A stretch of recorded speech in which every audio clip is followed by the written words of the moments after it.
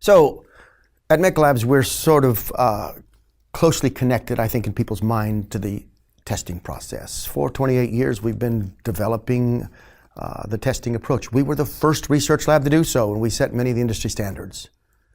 But I would like to argue against testing for a moment. Because ultimately, I don't think testing is an end, it's just a means. And frankly, it's a frustrating, difficult, and time-consuming means.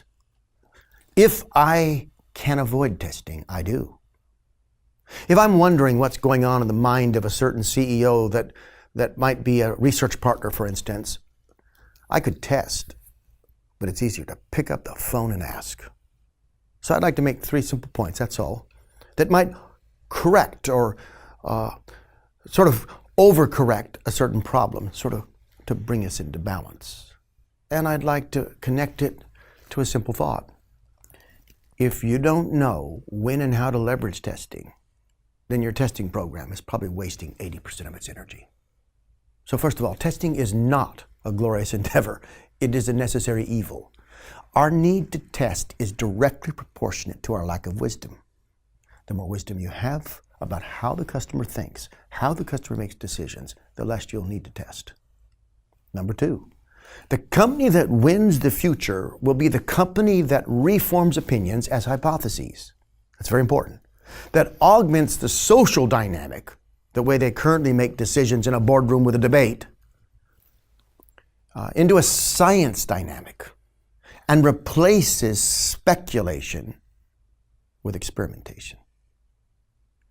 Too many leaders are launching a optimization and testing effort as a checkbox on their agenda. They get some people hired, they start some testing, and they check it off. But our tests are weak, our conclusions are weaker, and our results are still weaker. You might be getting lifts in your current testing program, and in some cases, that's the worst thing that could possibly happen. You say, but why? Because adequacy is the enemy of excellence.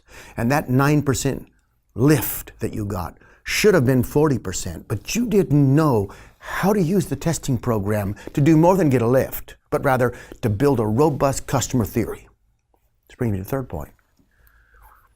This company, the one who rethinks their way into the world, as described in the 2nd point, they don't replace the creative with the scientific. There is not a war between science and creativity.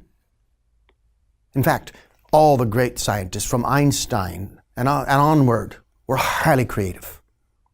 If you have questions about that, read Thomas Kuhn's work on scientific revolutions.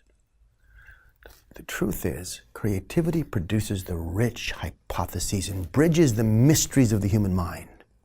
Science helps you determine which hypothesis is best. Hand in hand, the two are powerful.